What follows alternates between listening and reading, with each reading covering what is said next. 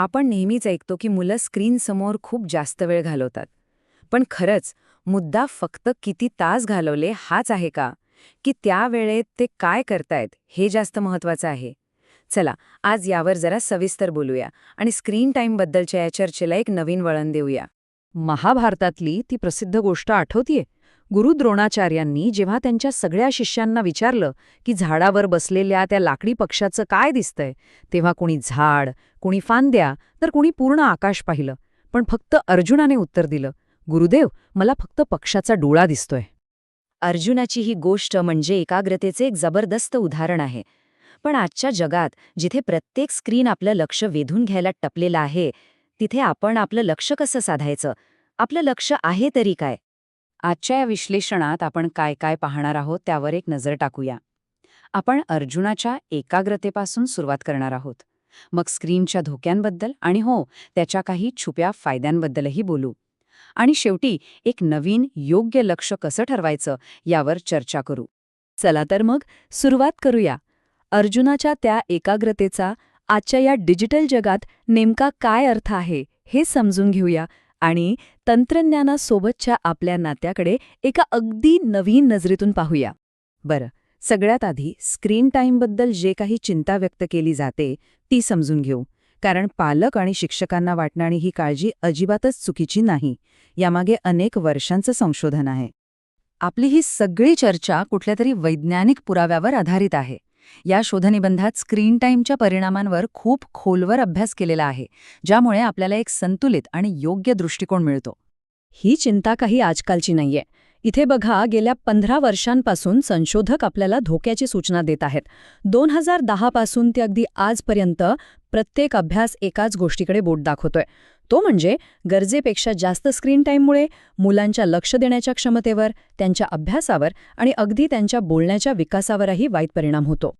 म्हणजे थोडक्यात सांगायचं झालं तर जास्त आणि निष्क्रियपणे स्क्रीन वापरल्यामुळे बौद्धिक विकासात अडथळे येऊ शकतात, सामाजिक आणि भावनिक समस्या वाढू शकतात, शारीरिक हालचाली कमी होतात आणि झोपेवरही परिणाम होतो. आणि हो, लक्ष देण्याची क्षमता कमी होणं हा तर एक खूप मोठा धोका आहे. पण मग प्रश्न असा येतो की हे धोके म्हणजे नाण्याची एकच बाजू आहे का? म्हणजे स्क्रीनच्या वापराचे काही चांगले, सकारात्मक पैलू असूच शकत नाहीत का? चला, आता ही दुसरी बाजूही तपासून पाहूया. आणि इथेच एक खूप महत्त्वाचा फरक आपण लक्षात घ्यायला हवा. स्क्रीन टाईमचे 2 प्रकार आहेत. एक म्हणजे निष्क्रिय, म्हणजे फक्त स्क्रोल करत राहणं किंवा एकामागोमाग एक व्हिडिओ बघत बसणं. आणि दुसरा प्रकार आहे सक्रिय, म्हणजे स्क्रीनचा वापर काहीतरी नवीन बनवण्यासाठी करणं, जसं की एखादी गोष्ट लिहिणं, डिझाईन करणं किंवा कोडिंग शिकणं. संशोधन सांगतं की जेव्हा स्क्रीनचा वापर हेतुपुरस्सर म्हणजे काहीतरी शिकण्यासाठी किंवा निर्माण करण्यासाठी केला जातो, तेव्हा त्याचे अनेक फायदे होतात.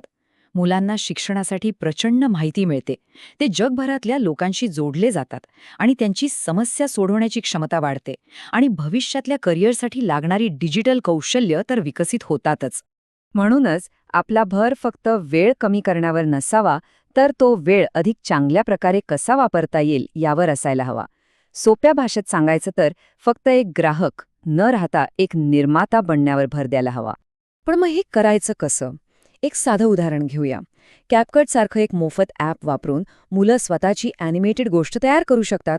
सुरुवात होते एका कल्पनेपासून, मग पात्र आणि बॅकग्राऊंड तयार करायचे, प्रत्येक फ्रेमला जोडून त्याला आवाज आणि संगीत द्यायचं आणि बघता बघता एक पूर्ण कथा जिवंत होते.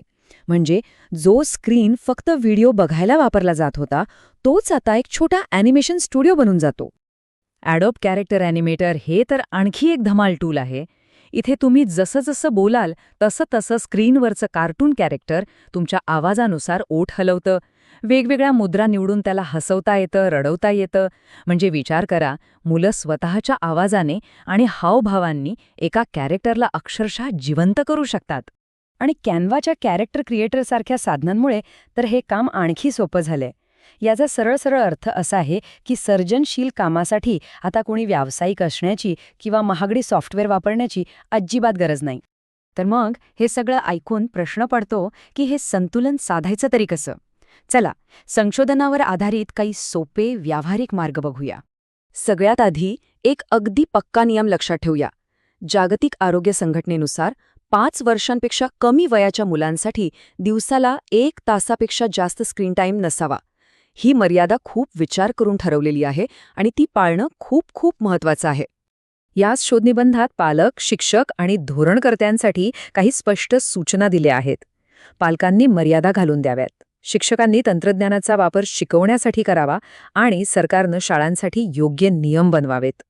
सांगायचा मुद्दा हा की हे काम सगळ्यांनी मिळून करायचं आहे. आणि आता आपण पुन्हा आपल्या सुरुवातीच्या मुद्द्याकडे येऊया, अर्जुनाच्या एकाग्रतेकडे. आपलं नवीन लक्ष काय असायला हवं? शेवटी एक गोष्ट नेहमी लक्षात ठेवली पाहिजे की खरं आव्हान तो स्क्रीन नाहीये. आव्हान हे आहे की आपण आपलं लक्ष कुठे साधतो.